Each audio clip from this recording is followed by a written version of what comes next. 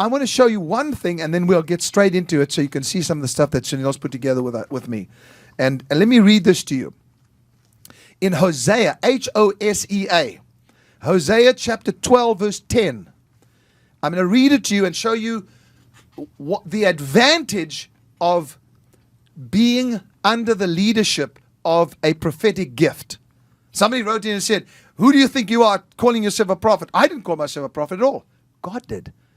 And I can't help it if that's what he said, because the proof is there.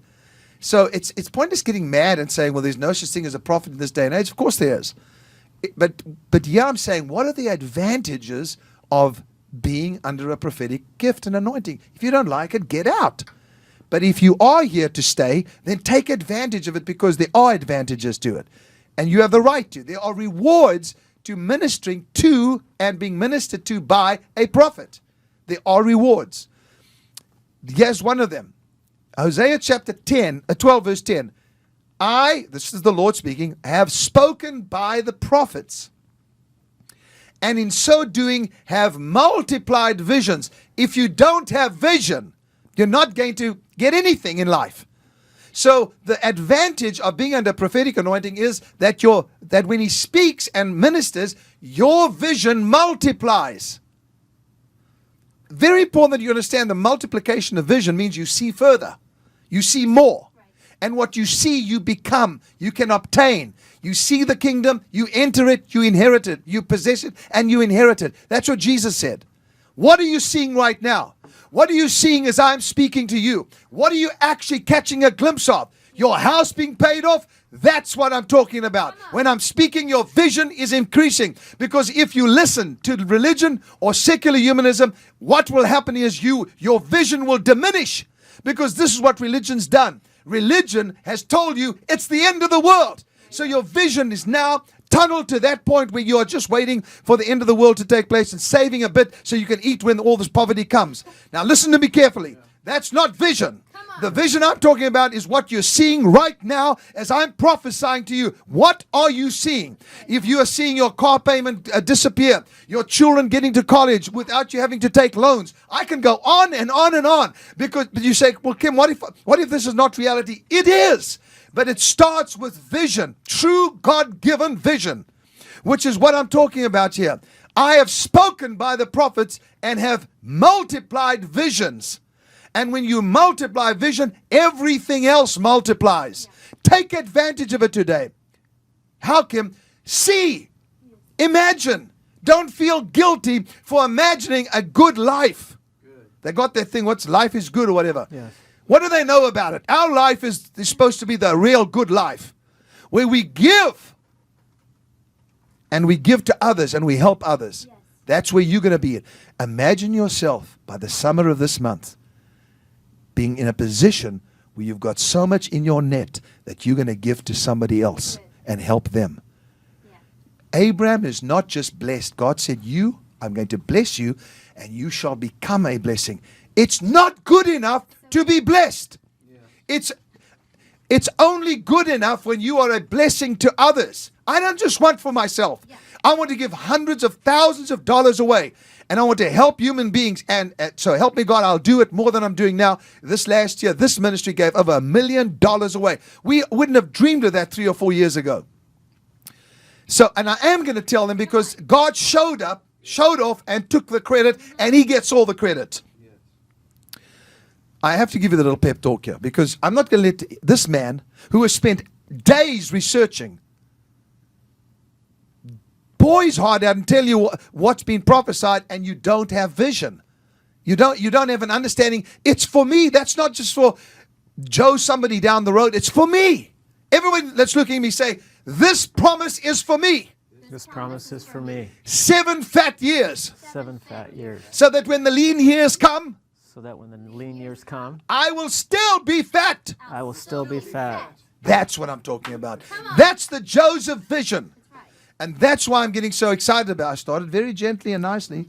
But I'm sorry, I'm now at this point where I'm looking at you and saying, I want you to turn to somebody and boast and say, you call him a false prophet? Well, let me tell you something. I've heard this, that he has prophesied. And guess what? I'm debt free, and that's a promise he gave me. And God has set a table before me in the presence of my enemies.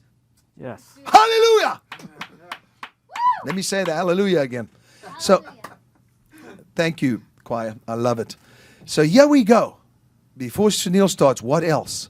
He says, I've spoken. When I speak by a prophet, I multiply vision. And then he says, I have given symbols. Hear this, please. Just listen to this one thing. I have given symbols through the witness of the prophets. Now, you can just stop right there. I can tell you much, much more, but I just want you to listen before you do anything today. Before you sow your seed and say, I'm doing this first, like that lady did. She gave, and then God revealed to her the symbol. She invested, made $700 in one night. Her mother made $1,500 in one night. And listen, now they are going to purchase, 150 shares? 100,000 shares. Come on, people. This is big stuff. You can be in the same. She didn't even have a job, and money started coming in. I'm telling you this because it's the year of conquering our mountain. Yes. You must do it. And you will be probably joining me on top of a mountain, literally. I don't know when, but it'll happen. It's going to happen. And by that time, you'll be looking from the top of the mountain saying, I never would have believed it, but you know what? I caught a glimpse of something when Kim spoke. When the prophetic word went forth, I got vision. The vision multiplied, and so did I. Now, he says, I've given symbols through the witness of the prophets. I will share with you what a symbol is. Because you have to understand, if God gives the prophets symbols, he doesn't give them the whole thing. It's so you can be on a joyful journey of discovery. The definition of symbol, something that represents or suggests something else. Symbols often take the form of words, visual images, or gestures. Now we're going to tell you about a fabulous gesture that took place the last 24 hours, which I didn't even plan on doing, and you're going to love this. Gestures, the prophetic gestures are huge. My team have learned, most of them, to take note of a prophetic gesture and jump on it. Yes. In order to convey an idea. The symbol in Greek for the word, the symbol in the Greek is the word symbolon, which means token, you ready? Or, and watchword. Watchword. There's one word. There's one thing you got to watch. Wow. You don't need the whole thing. That's the joy of faith, because when you use your faith on one word that you watch, you perceive what's in that word, that one token. And suddenly he reveals it to you. There's stories throughout the earth about this. People, anyway. So I just wanted to give you that so that you could be ready when Sunil shows you these things at a point. God's going to speak to us. We're going to sow into the kingdom of God. We're going to say the reward of the prophet is whatever he's prophesied. We're going to start by giving to God, and then I'm asking him to open your eyes like he opened this lady's eyes and many others, and show you where, even if it's a few cents, even if it's a few dollars, to invest that, and you watch what will happen. Okay? Thank you. Sunil, let's go. Thank you, Kim.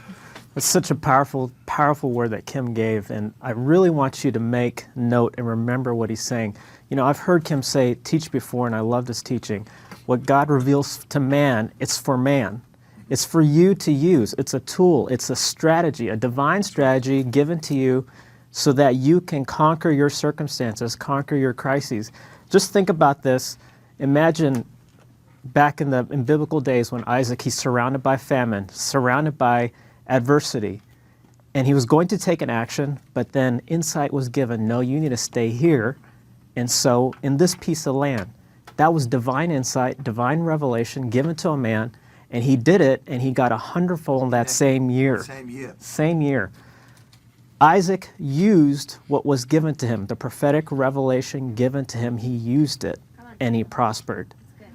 You have to use what's given to you. You have to use the prophetic insight given. If a prophecy is given, it's for you to use. so that you can establish the kingdom of heaven on earth. That's right.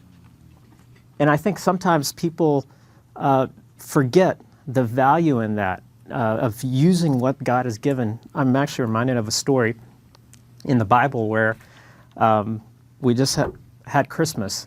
And remember the Christmas story where wise men came to Herod and said, "Where's the baby?" Or "Who is this is to be born?" And they knew something. They read something. And King Herod, what did he do? He actually called his scribes together and told them to go back and look at the prophetic code and tell me what's happening. And they came back and said, "It's in Bethlehem." Do you realize that prophecy was there the whole time, but even the king of Israel, no one paid attention to it. They didn't read it. They didn't study it. But when they studied it, there it was before their eyes. Yeah. There's the star. There's where we need to go. It's up to you to utilize what God has given to you. I want to remind you of something so you can be one step ahead as you approach these next 7 years. Prophetic insight and revelation has been given to us, and we know that great things are ahead of us. And I want to remind you about something, so to encourage you.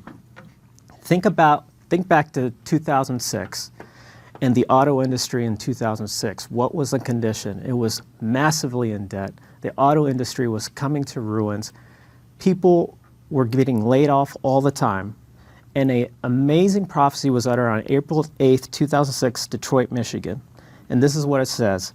"And they would mock the discoverers. They would mock the inventors. Who is Ford? Let me tell you," God says, "Ford will be revived. It shall be revived in a way that shall shock the motor industry, and they shall say, 'Where did this all come from?'" Where did this all come from? And God said, "I will remember when my warriors gathered around the prophetic voice and shouted the praises." Ford will be revived. This was in 2006. Then again in 2009 from Seattle, Washington, when this prophet prophesied that Ford Motor Company would not go down, it would be a sign, Ford would be a sign to America that I will salvage its heritage. And I will take cars from this nation and I will send them throughout the earth. And you will be known as America the Great again. So we see how the connection between Ford and America, how Ford is a symbol for America, and we know what's about to happen. We've seen since then, Ford has been revived. Ford's stock price was $1.76 in 2009. You know what it is now. And I want to make a mention about an observation here. Do you realize the prophecy given in 2006 states, they would mock the discoverers, they would mock the inventors. Inventors, invention, discovery. That word is still ready to come to pass. Yeah. Invention is still on the horizon. You have not missed out. It's still to come, to come into complete fulfillment. I want to play something for you. It's a recent news story about Ford, and be encouraged. This is from the depths of what we saw in the 2006 in those years to what it is now. Please play the clip. Ford Motor wraps up 2011 on a high note. U.S. vehicle sales of its Ford brand topped 2 million, the first time any auto brand has done so since 2007. With more technology and even better quality. Ford CEO Alan Mullally's message at a launch event for the newly redesigned Ford Fusion sedan was direct. His company is profitable and growing. We have committed to 12,000 new jobs in our U.S. manufacturing facilities, and we are on plan to have them filled by year end. Ford's expansion comes after several years of profitability and marks a dramatic change in an industry that shed tens of thousands of jobs in the last decade. But under new contracts ratified in 2011 with the United Auto Workers Union, the big three Detroit manufacturers, Ford, General Motors, and Chrysler, are all bringing more people back to U.S. assembly lines. Bob King is the president of the UAW. He says some shuttered facilities in the U.S. will reopen under the new agreements, and more cars will leave the U.S. for foreign buyers. For many years, there was not much export of vehicles to other parts of the world. All three of the companies will be doing major exporting of vehicles from the U.S. incredible news. Does that look like an auto industry that has no jobs, that is in ashes? Not at all. It's recovering. It's creating jobs. As you just saw, thousands of jobs are being created now. The economy is turning around. The auto industry is coming out of its ashes. And the recent article from Reuters states, Ford posts best sales in 4 years. Ford says its U.S. vehicle sales topped 2 million. This is the first time since 2007. Now, what I want to point out, and I'm just actually reminded now of something awesome that happened when we were in Israel. One of the highlights of my trip when we were in Israel was all the testimonies, you warriors who joined us, and they would come up to us and they would tell testimonies of how they were blessed through Prophet Kim's ministry and the insight that was given and how they acted upon it. And I'm remembering about a precious partner who came to us and stated that he heard what Kim prophesied about Ford and he invested. Now, what's interesting about this is he had a medical condition where he could no longer work, and he actually had to resign from his job, or he had to not work because he couldn't work because he had a medical condition.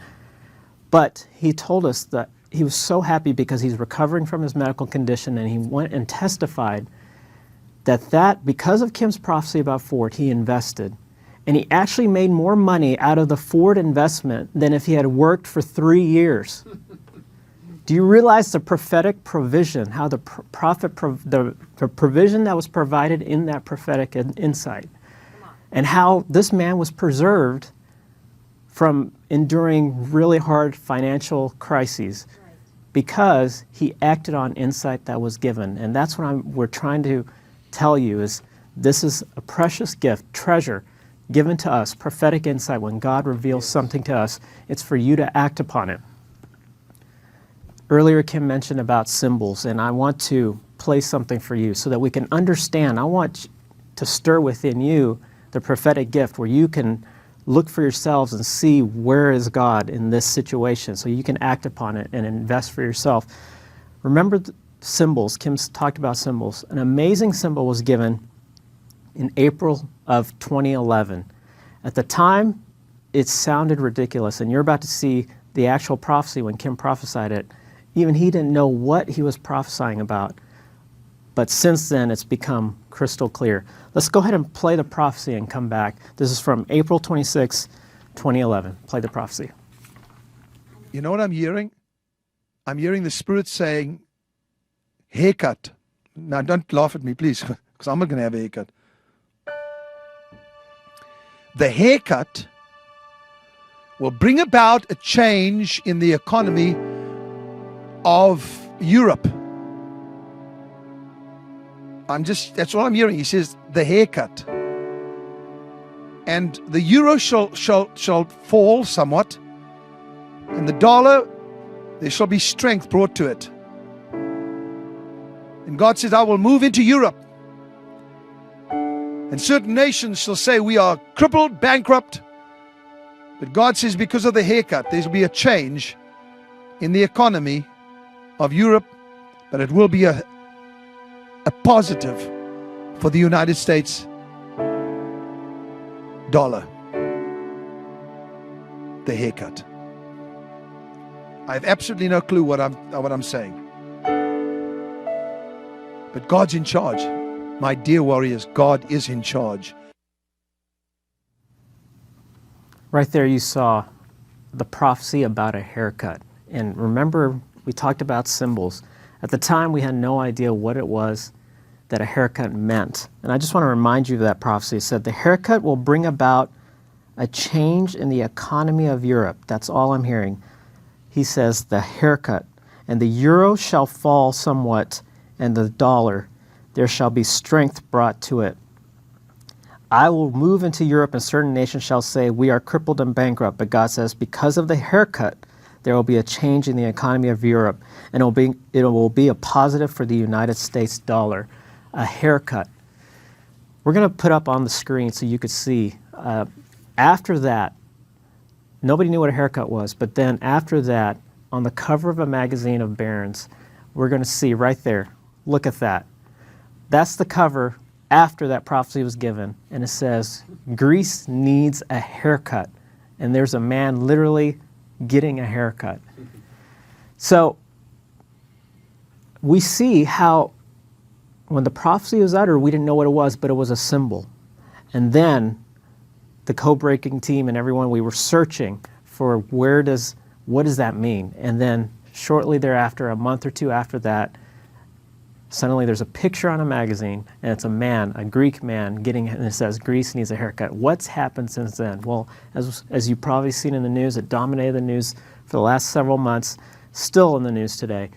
Greece went through some really tough times, and they needed to be bailed out once again. And they called on debt holders to voluntarily take a haircut. In other words, forgive Greece a certain percentage of the debt that's owed them and actually take a haircut on what's actually owed them. We're going to play a clip, and you're going to see a recent clip, and you're going to see what's the latest news about this haircut. Go ahead and play the clip. Images of leaders meeting to resolve the Eurozone's spiraling debt crisis. But the summit's perhaps boldest decision was made behind closed doors. In a meeting after midnight, key Eurozone leaders, including Angela Merkel and Nicolas Sarkozy, met with the bank's top lobbyist, convincing him to accept a voluntary 50% write-down on banks' holding of Greek debt, an agreement that will cost the banks around 100 billion euros. Many say this large haircut is needed to avoid a Greek default.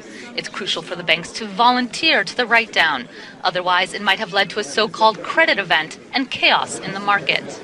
By having voluntary participation, they avoided triggering the bankruptcy of Greece, and Greece has said it is in a bankruptcy. So we've avoided this kind of scenario. The bank's write-downs are aimed to reduce Greek debt from more than 160% of GDP to around 120% by 2020. There you saw it, how it's all coming clear now. At the time, we didn't know what it was. Kim prophesied, God released it through Kim and released it to us. A word, a symbol, haircut. And now we're seeing how all this is coming to pass. As you know, the euro has come down because the Greek situation, the situation in Greece has caused such stress on the euro. It has to come down, and the dollar has strengthened in comparison to the euro, just as was prophesied in April of 2011. Now, remember the use of symbols. I don't know if Kim, now's a good time to talk about something that just happened in the last 24 hours that is just amazing, actually, simply amazing, and we're going to see how symbols again come into play about this. Yeah, you know, as I'm listening to you, you explaining to people that it's one word for haircut, which we didn't know, and then it exploded. Everybody understood what it's all about. Still things happening.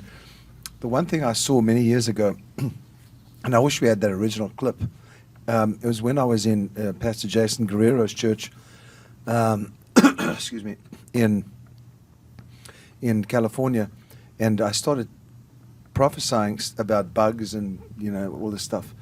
And it was amazing because I really absolutely had no clue of what I was talking about years ago, and said, out of this there will be a relief to the energy crisis and da-da-da-da. And then I said the big E. That was just one word, E. I used the word big. Everybody jumped on and said it's got to be, what did they say? Ethanol. Ethanol. Later on, they said it could be something else, whatever. And people got a little uptight with me, some people, and said, why aren't you telling us some more? What are you trying to do? I cannot tell you what I cannot see. I just heard that. But if you follow the prophecies, which a lot of you do and a lot of you don't do, you just have to go onto our website and just follow them and look at what we're saying. There's a pattern. God reveals a little more and a little more. We got to the place where when I was in San Jose, and I started prophesying under the Spirit about Einstein. Yes. And I'd not studied it. Look, people, I'd love to take the credit, but I'm not that bright. I wasn't good at science. I wasn't good at math. I don't look into these things. And it just comes out of me. And when it comes out, half the time I'm scratching my head saying, what is that all about? And so they have to educate me. And so nothing seemed to make sense when I said that about Einstein. Realizing God was speaking about a time. Remember, this is all about time. Time. What time is he talking about? Now, everybody wants things like this. We want it now. We got a debt crisis. We need it now. But God knows better than us, and He knows that there's a crisis going on, and He knows when it's going to come to an end. So He gives us signs. He gives us symbols with those signs to show us the period that this is going to take place. Okay? If you understand that and you follow what Codebreaker shows you, you'll know that it's time for even eruptions in the earth and certain wars that are going on, earthquakes, signs of certain things, and you're seeing them manifest now. So we're going to speak about that, big E, and then let's speak about gestures. When I was in my garden, seeing the also symbols, seeing the leaf and the lion, people started putting it together. Thank you for all of you that are taking that on and saying, look, well, let's work out what this is, so that each one can be informed. And so and then there's gestures, as I said. I will do something sometimes under the Spirit, and then it'll be a sign of things to come. I needed a car. Okay, my desire was to purchase a Ford, but considering that so many of my team members and people that have followed me are buying Fords, I decided I'm going to go and buy something really fun and small. And because when I was young, I used to drive these cars. It's a Fiat, F-I-A-T. I think you've seen them before. They're an Italian car. They're very economical, and they're not very expensive. And for some reason yesterday, I just had it in me. I'm going to go down to the Fiat dealership, and I'm going to buy one. Not cash, of course. I had to get a loan, but I'm still going to get one. So I went down to buy one over a short period of time, and when I got there, this cute little car was there, and I told my staff this morning, I'm coming with my new little car, and I'm going to zip into the office parking lot, and I want you all to be waiting downstairs for me. Well, Sunil didn't know what the car was. Now, please take note of this. I'm not just telling you this for fun. Didn't know what the car was. I came flying in there, hooting the hooter, and, well, what do you call it? Honking the horn. Honking the horn, yeah. And beep, beep, beep, and I had the flashes going, and it's a cute little car. And they were all laughing at me because, anyway, so I climb out this little car, and Hannah specifically laughing because she's seeing me in this very small car. Anyway, so I climbed out the car, and Sunil said, somebody said, is that a, what do you call those cars? The small smart car. So, yeah, somebody, and Sunil asked, what is this? So I said, it's a Fiat. It's a Italian car. And when I was young, in my teens, 17, 18, I used to drive them. And I had my first accident in one, by the way, where the car rolled 5 times and still survived. So obviously I love the car. There's a nostalgic feeling with it. But I got it, and of course Libby, my daughter, just crazy about it, and she thinks one day she's going to drive it. But here's the deal. Show them the car, the little car I just bought. Okay, there you see it from behind. Cute colors. It's called a Fiat Gucci. It's got the Gucci colors on it, and it's not very expensive, and it's very reasonable, and just love the little car. Zipping everywhere. So Sunil says to me, wait a bit. As I saw the car, and it was you remembered something? I suddenly remembered something, and I haven't even thought about this in literally decades, actually. And I thought to myself, I think Fiat actually made or had something to do with the vehicle called Firepoint. And I was questioning myself, and so surely it can't be. So I quickly came up back to the office, this is just a few minutes ago, quickly researched and found, and go ahead and show them the picture. That is a Fiat Firepoint from 1994. It actually never made it to the market. It is a design car. It was in the designs, it was in the works to come in, but actually what they said was the bubble design, they didn't think the mass market would like it, so they actually didn't bring it to the mass market. But the key is... Well, this is what I find so interesting. Okay, we can play around with that and say, oh, well, that's coincidence or it's God or whatever. But you know what? That's a gesture. Right. Today we want to speak about Firepoint. Yesterday, and I'm one of those procrastinators when it comes to cars. I don't like to buy cars all the time. I like to drive a car and get used to it and drive it for years. And I just had this thing in my head, and we were so busy yesterday, and Leanne had to be taken to the doctor again. and she's got strep throat, but the doctor said this may happen for a few months where they get used to the bugs here and stuff. And so it was a busy day, but I said, I'm going down to that dealership. I got there 8, 9 at night, and they were waiting there for me and to buy this little car. And so it was very rushed, and I almost at one stage said to him, you know what, let's just leave it for another time. But I felt that I should do it. So I went and got this little Fiat, and he comes and says, Kim, I didn't know this, but in the back of my head, there was a Fiat Firepoint, and which we looked up and wasn't released. The thing that I'm feeling is the timing. Right. Yeah. I think we're right on it now. Yes. Even just that little thing, that little about the car. There's something about that, because to deal with Firepoint today and to find that out, to buy the car, bring it here, I just feel like that God's trying to say something. The the oracular intimation, the humor behind God, saying, please just calm down, everybody, just smile, relax. It's going to come out. The truth's going to come out about Firepoint, and you're going to be able to invest. So I felt it would be good to share that with you, because it's going to happen speedily. Because it's a fast little car, little zippy car. So anyway, that's very interesting. That's a key word, speedily. It's very good. I want to, speaking of timing, just to go off of what Kim's saying and how there's a time and a season for everything. And we're going to play to you the prophecy from January 13, 2010, from Munster, Indiana, which is a suburb of Chicago. Now, I want you to pay close attention, because remember, there's a time and a season for everything. And you're going to get insight. This is one of those instances where we have to show you the video so we can actually see the context of what was prophesied. And it's going to shed some light, illuminate some things for you, and actually help you, encourage you as you go forward and try to find what is it that God has for you to invest in. Go ahead and play the prophecy from January 13th, 2010, Munster, Indiana. And God said, you shall have a secret thing regarding the internet. For the Spirit of God says, by the time he gets to his teens, there will be an invention that shall then enable him to bring the gospel to every single human being on the face of my earth. For those that want to invest, hear these words. For when it does come, they shall say, it is not going to be of anything. Firepoint. Firepoint. Remember it. When it comes of those words, it shall be something that will accelerate the ability and in technology for us to minister throughout the earth within seconds and get into homes without the need of a television. I've seen it. I know it sounds completely crazy, but I've seen it.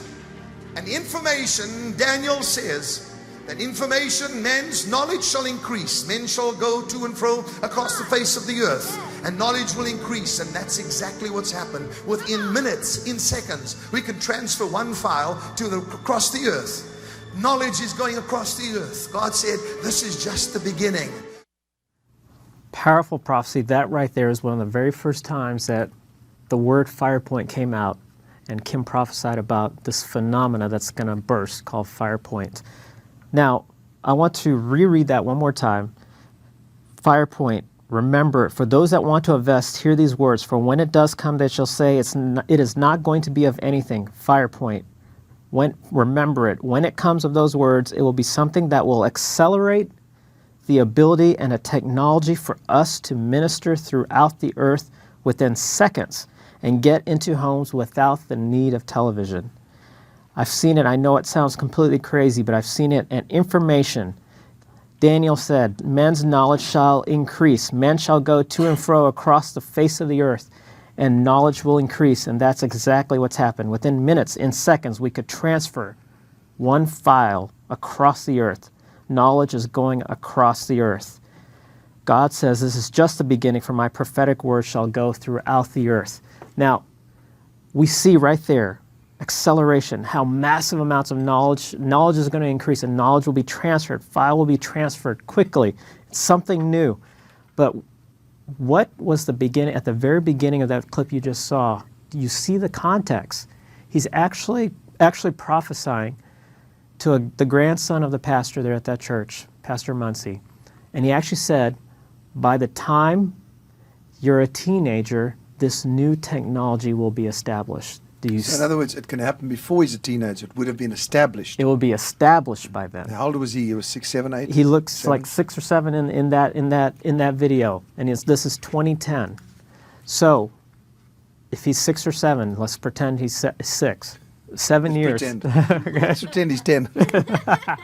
So what the key is, though, is this. There's a time and a season for everything. There's a window of opportunity. And the prophecy stated, by the time he's a teenager, it will be established. So, we can look with great fervor now as you code break, and you look, and you try to find what investment opportunity that God wants you to invest in as you're led by the Spirit, and you can look for clues and find where is it, and act upon it, and invest into something that could literally allow you to conquer your mountain and death to debt, where you can wipe away your debt instantly. With that in mind, I want to also talk about other signs that have come out recently. Signs in the science world that's just rocked the science world, shaken them. And it's signs given prophetically. Years ago, prophecy was uttered. We need to look for this sign, and when you see this sign, this is what's going to happen.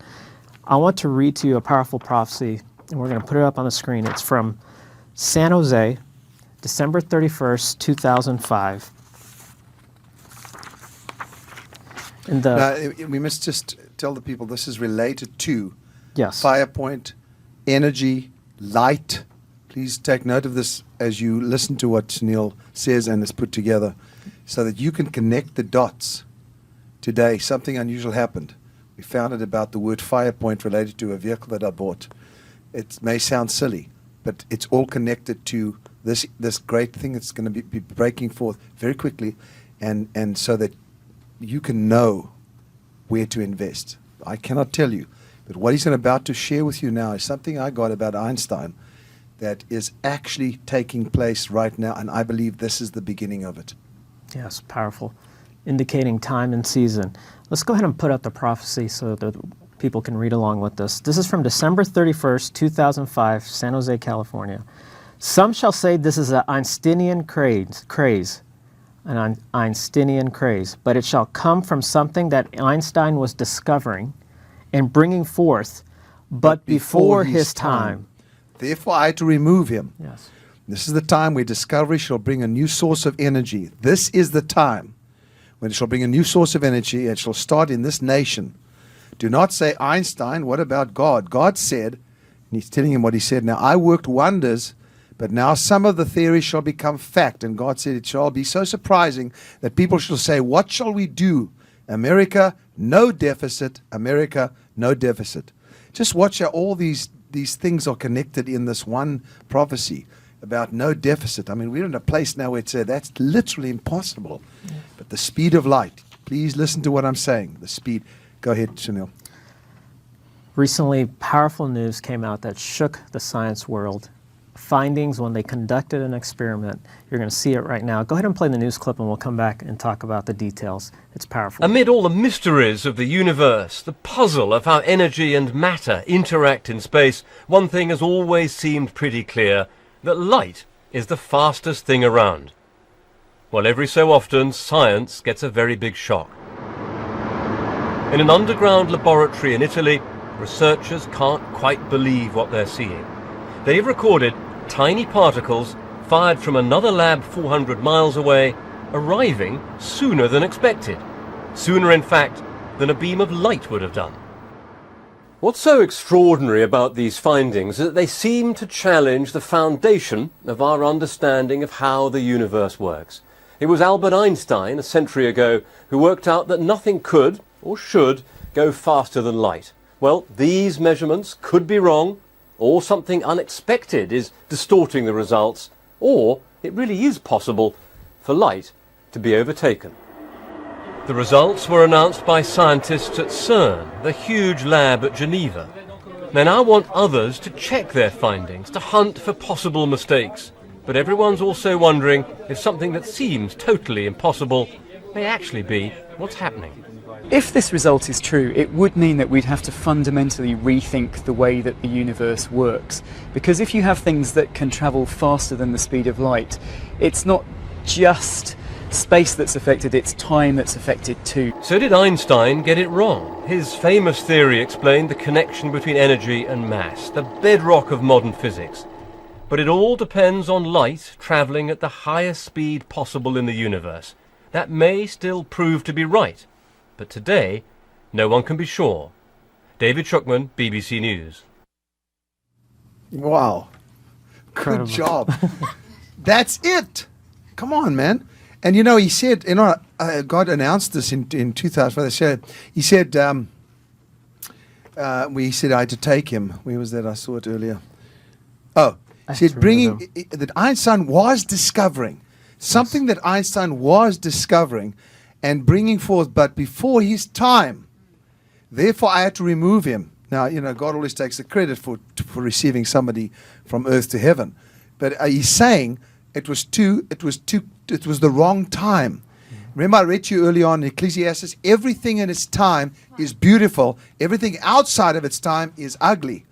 And so, even though they're not sure if this is altogether correct, you at least can have this information that as it develops and investment opportunities begin, that's when you jump on it. Because this is going to go much further. But it was spoken by me, by the Spirit of God, years ago. Yes. In 2005, everybody said, well, what's this all about? That's crazy. Well, now, look at what you just saw. Connect this to Firepoint. Connect this to Light. He's going to share something about this.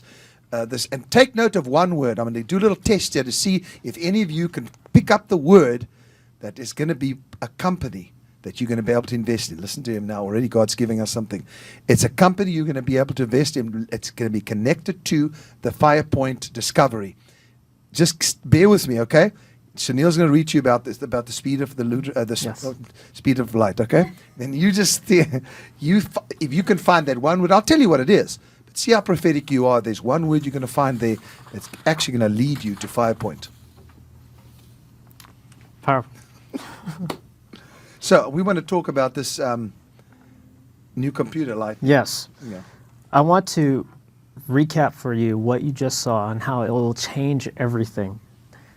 You notice the equation, capital E equals mc squared. We all studied it in physics. Capital E, big E, equals mc squared. The c in that equation is the speed of light. Einstein used that because that is the constant. He stated that there's nothing faster than the speed of light, or that's what he revealed publicly. There's nothing faster than the speed of light. So scientific theory of physics, for the last several decades, the theory is built on this premise that there is nothing faster than the speed of light. Now what's happened in the news is this. They did a test from France and Italy, and you even recognize that. A Fiat is an Italian car.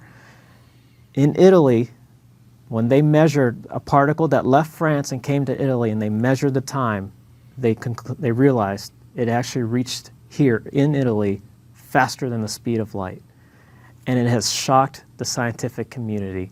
And people are wondering, this cannot be true because it challenges everything they knew. This cannot be true. Now, think about the prophecy, what it stated, and the actual words that were used. Some shall say this is an Einsteinian craze, but it shall come from something that Einstein was discovering and bringing forth, but before his time. It's powerful that Einstein was thinking of something, and they're calling it a craze, and we're seeing massive debate right now. In fact, what they're trying to do now is they want another lab to reproduce those same results, but apparently there's only 3 labs in the entire Earth that can do this, and the other 2 labs need funding so that they can get the equipment to do this kind of test to verify it. But the lab that came up with this test has now proven it over and over again that this particle actually is traveling faster than the speed of light, and it's a sign. What did the prophecy state? The sign said, "This is the time where discovery shall bring a new source of energy." So we see another indication of time and season, that this is the time, something new, a new source of energy.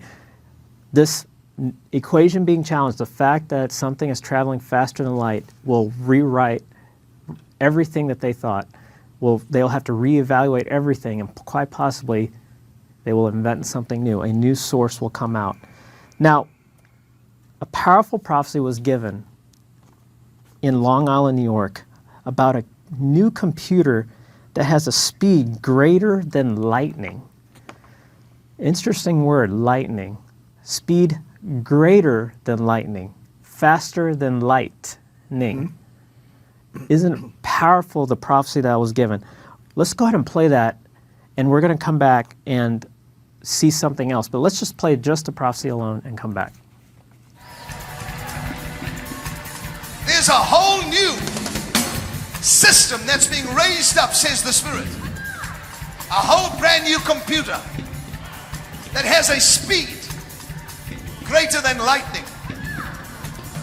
People shall say, no, this is more evil. God said, it's my doing. This computer and this whole technology shall reach the entire earth. Every being on the face of the earth shall be reached by this ludicrous, they call it ludicrous speed. And it shall be possible for men and women in India, third world countries, to hear the gospel in seconds. Did you hear what was prophesied? This is 2008, April 20th, 2008, Long Island, New York. A whole brand new computer that has a speed greater than lightning. Can I say something here? Yes. Just so everybody knows, the wording may even not be correct. Even when I'm prophesying, I don't have all the right words. There'll probably be another word for this computer.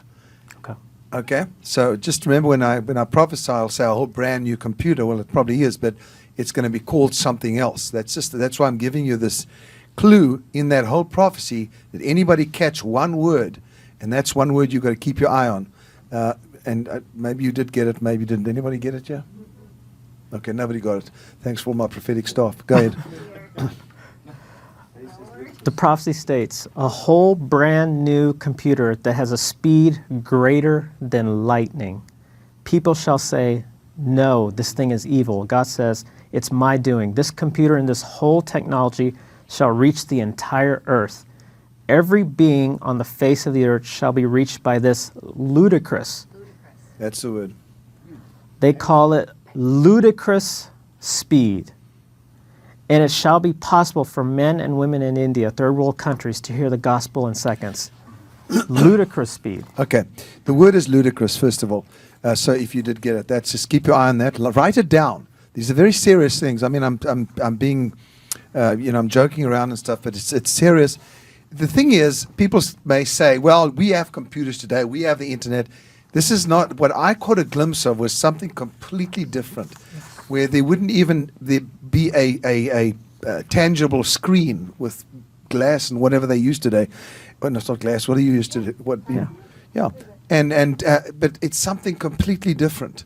I cannot tell you in words what it is, but it's something that it's far greater than this now. And I really honestly believe that Firepoint and this speed of light, this whole brand new technology that is about to emerge, connected to the word ludicrous, is what you must get ready to invest into now. That's all I can tell you.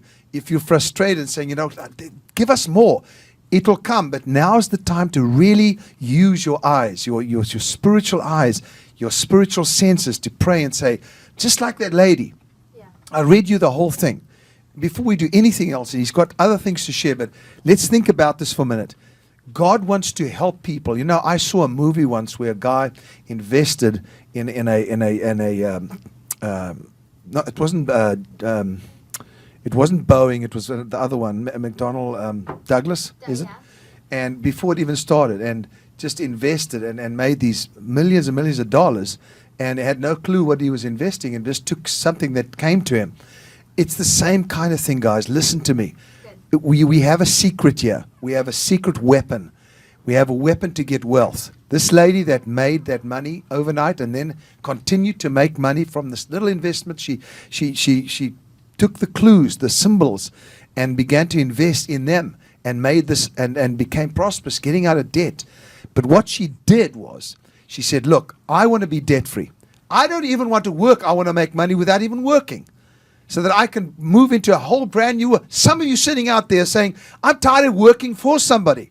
I want to run my own business. I want to run my own whatever. I'm stuck in this job. You don't have to be. Listen to me. I told you early on, what God is giving you is vision. Now, what I want you to do is envision what you want to see happen this year and in the next 7 years. Yeah. Because if you can grab it, you can put it in your mind. Think about what you'd like to see. And then do what the one lady did. There were a few of them that did this already, by the way. You're going to first and foremost sow now in an offering. You're going to come before God, all of us, before you do anything. Don't do anything yet, because we're going to pray together. And we're going to sow and say, to the kingdom first. I'm sowing, I'm giving, because I know that God's going to open up my eyes, extend my vision, and give me the opportunity to invest so that I can be completely debt-free. Most people in religious thinking or mentality, most people think like this. They say, I want God to drop the money into my lap. I want somebody to write a big check for me. It's not going to happen. It may happen to one or two of you, but that's not how it works. I believe that God wants the land to be fruitful for you. He wants to yield. He wants the earth. Thank you.